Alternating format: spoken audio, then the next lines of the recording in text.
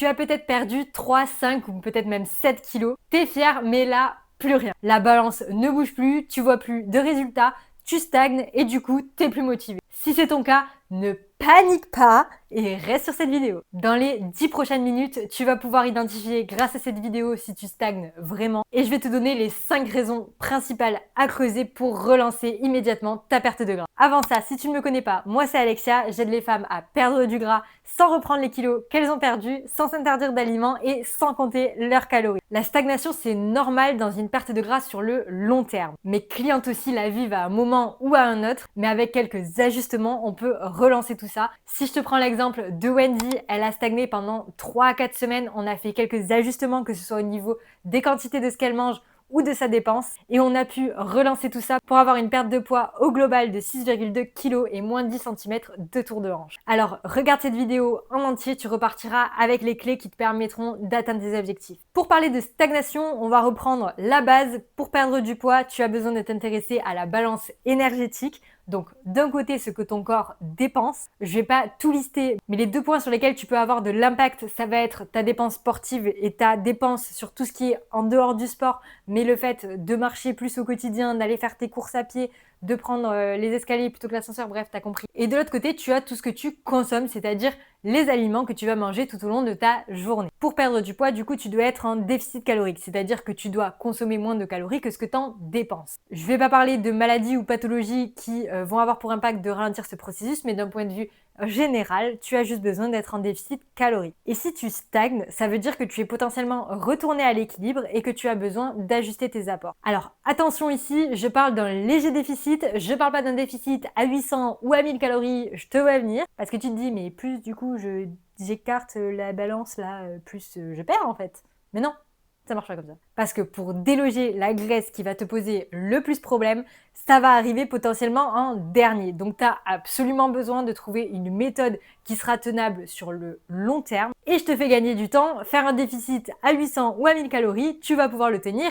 Même pas de mots. Le deuxième rappel que je veux te faire, c'est le poids sur la balance. Le poids qui s'affiche n'est pas représentatif uniquement de ta graisse corporelle. Le poids qui s'affiche, c'est la somme de tes os, tes organes, tes muscles, la graisse et l'eau. Et je vais parler du dernier, l'eau, qui fluctue énormément, d'autant plus dans ton corps de femme avec les cycles menstruels, mais au-delà de ça, le fait de manger un repas un peu plus salé, le fait de manger au restaurant, le fait de manger un peu plus tard que d'habitude, bref, il y a énormément de choses qui peuvent influencer ta rétention d'eau et du coup le poids que tu fais sur la balance. Donc si du jour au lendemain, t'as pris 1 kilo ou si du jour au lendemain t'as perdu 1 kilo, ce n'est pas de la graisse. Et je vais pas m'étaler sur le sujet, mais non, les machines connectées que tu as à la maison ne sont pas fiables. Donc maintenant, on va voir comment savoir si tu stagnes vraiment. Et pour ça, tu as 3 questions à te poser. La première, c'est depuis quand tu stagnes. Parce que si tu stagnes depuis 3 jours, respire, ma girl, ça va bien se passer. T'es potentiellement pas du tout en train de stagner, laisse juste le temps à ton corps de gérer. On parlera de stagnation au bout de 3 à 4 semaines. En 2, est-ce que tu as revu tes apports? Si ça fait 3 à 4 mois que tu es en perte de poids,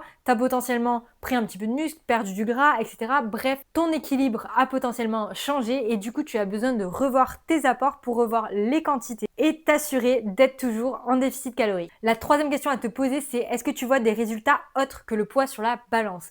Parce que laisse-moi te dire que si tu vois des résultats visuels sur les photos ou avec tes mensurations, c'est absolument pas que tu es en train de stagner. Pour rappel, un physique à poids identique peut avoir un rendu visuel complètement différent. On parle de composition corporelle. Maintenant, si après tout ça, tu te rends compte qu'effectivement, tu es en période de stagnation, je vais te donner 5 points à creuser pour relancer ta perte de gras. En 1, on a un entraînement qui n'est plus adapté. Ton corps est intelligent et il s'est habitué. Donc ce qui était intense il y a 3 mois, c'est devenu confortable. Globalement, c'est là que j'envie énormément les débutants parce que quand on est débutant, on part de rien et on met en place un entraînement qui va très clairement choquer le corps et d'ailleurs il le fait savoir avec des courbatures.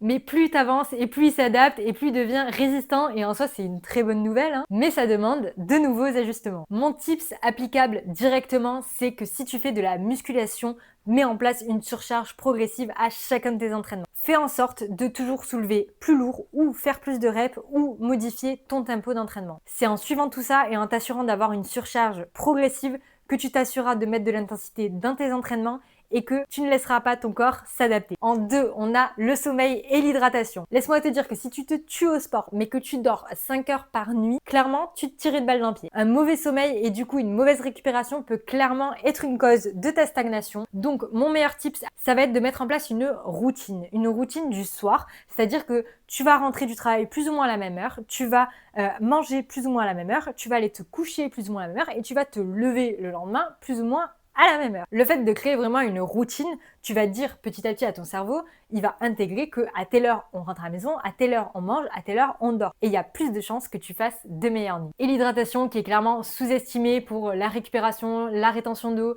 la digestion, etc. Bref, bois bois 1,5 litre à 2 litres d'eau par jour minimum, surtout si tu t'entraînes. Mon meilleur tip, ça va être de t'acheter une gourde stylée. En tout cas, moi, c'est le seul qui a marché parce que me mettre des rappels sur mon téléphone, en vrai, ça m'a saoulé et du coup, je les regardais même plus. Alors que m'acheter une gourde que je trouve trop belle, la poser sur mon bureau et la voir toute la journée, c'est ça qui m'a réellement fait boire davantage. En 3, on a bien évidemment l'alimentation. Manger sain ne suffit pas, il faut que tu manges dans les bonnes quantités. Donc, comme je l'ai dit, si tu as commencé à perdre du poids il y a 3 mois, il y a de très fortes chances que tu aies besoin de revoir tes apports. Et l'alimentation intuitive, c'est top. Intuitive, c'est le fait de manger sans forcément compter ses calories, etc.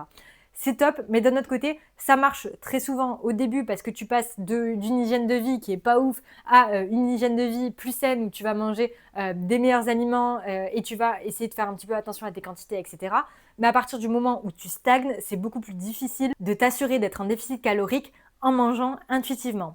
Tout simplement parce qu'on n'a pas été éduqué sur le sujet, on ne sait pas réellement ce que représentent les aliments et les quantités de ce qu'on mange. Donc le tip que je peux te donner, c'est de suivre, même sur une courte période, ce que tu manges pour avoir un élément de référence pour visualiser un petit peu ce que représentent les quantités dont tu as besoin pour par la suite pouvoir gérer en autonomie. Et si tu veux avoir une méthode ultra précise sans avoir besoin de compter tes calories, j'ai créé une application qui répond spécifiquement à ça et qui est réservée à mes clientes. Si ça t'intéresse et que tu as envie de perdre du poids sans reprendre les kilos que tu as perdus, j'ai mis un lien en description pour réserver un appel gratuit avec moi de 30 minutes.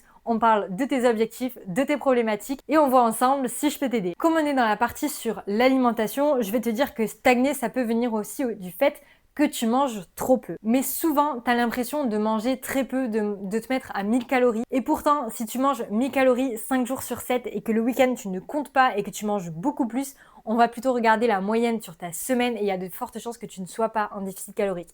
Idem que si tu oublies, sans faire exprès, quelques aliments dans ta journée, mais que tu te dises « Ah là, c'est 2-3 amandes en plus, mais c'est tellement rien, 2-3 amandes que je les rajoute pas à mon application. » Mais cumulé sur ta journée et sur ta semaine, ça peut faire en sorte que tu ne sois plus en déficit calorique. En 4, c'est relié à l'alimentation, mais j'en ai fait une catégorie, c'est t'assurer que tu manges suffisamment de protéines. Le but dans une recomposition corporelle, quand on a envie de perdre du gras, ça va être de construire de la masse musculaire. Parce que avoir plus de masse musculaire, ça va te permettre de brûler plus de calories au repos. Et pour développer ta masse musculaire, ça passe par deux choses. La stimuler, on en a parlé dans la première partie avec l'entraînement, et manger suffisamment de protéines. Donc pour te donner un ordre de grandeur, si jamais tu comptes tes calories, tu peux te situer entre 1,6 et 2,2 grammes par kilo de poids de corps en fonction de ton âge, de ton sexe, de tes dépenses, etc. L'idée, ça va vraiment être d'en avoir sur chacun de tes repas, que ce soit sur tes repas midi et soir, mais aussi et surtout sur tes petits-déj et collations. Et si jamais tu n'arrives pas à atteindre ce total de calories sur ta journée,